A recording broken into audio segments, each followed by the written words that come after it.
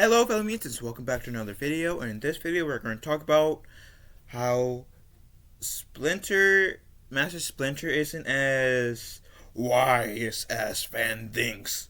At least according to Screen Rant anyways. And you guys know, I'm a Ninja Turtle fan. I've been a Ninja Turtle fan since practically all my life, since I was like 2 or 3. And so, like a good majority of my life, I've been a Ninja Turtle fan. Isn't that right, Nemo? Hasn't your daddy been a Ninja Turtle fan? Yes. So I'm very, very interested to read this article. So let's read.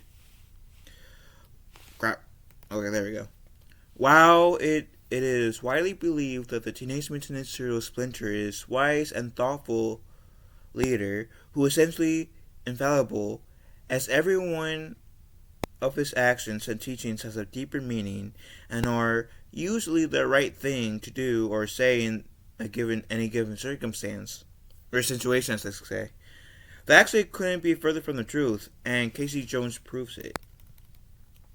Now, Master Splinter is the father of the Teenage Mutant Ninja Turtles, while also acting as a ninjutsu master. In the original TMNT lore, Splinter was the Turtles' adopted father, who taught them all the martial arts training he received as a pet rat of a skilled warrior in Japan before being mutated and transformed into a humanoid version of all his former self.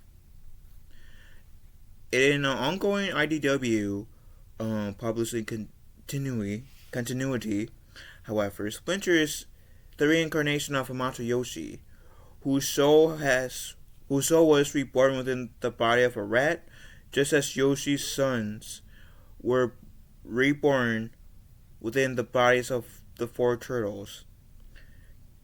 Which I thought that was pretty cool when I heard about that from, I believe it was the old Turtle Den, where I first heard that Splinter and the Turtles, they were humans, and then they had a tragic death, but then they got reincarnated into the rat and turtles that we all know and love. So I thought that was pretty interesting. Connecting them not just in this life, but in a previous one as well, thereby adding deeper spiritual and mystical significance to their relationship. Since Splinter is aware of his past and can do things like astral project through time and space and enter into the spirit realm at will, his latest TMNT incarnation makes him out to be almost godlike, especially when it comes time to impart his wisdom onto mere mortals. And the Teenage Mutant Ninja Turtles, issue 61, by Kevin Eastman, Tom Maltz, Bobby Curnow, and Dave Watcher. The Turtles are trying to come up with a plan of attack following the villainous Kitsune's latest strike against all of their lives. This issue is very minimal and self-contained, as it features the Ninja Turtles training for battle, planning for attack, and talking about the traumatic events of the past few weeks. At some point, Splinter and Casey walk together through Splinter's garden, where the allegedly wise rat gives Casey Jones perhaps the worst advice one could give a person in Casey's situation. And which apparently Splinter nearly led Casey down a dark path. On their walk, Splinter essentially tells Casey that under the right circumstances, it is okay to kill people. This is a kid who's barely older than 18, who suffers severe physical and emotional abuse from his father, and currently goes out at night as a violent vigilante. And here's Splinter, the man rat, who first saved him from his father's wrath and whom he trusts more than anyone alive, telling him it is okay to kill people.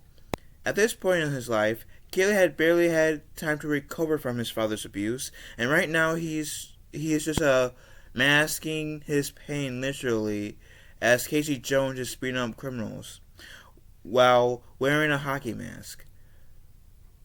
Plus, Casey just broke up with his girlfriend April and just distanced himself from her family as a result, which is a huge stressor in his life.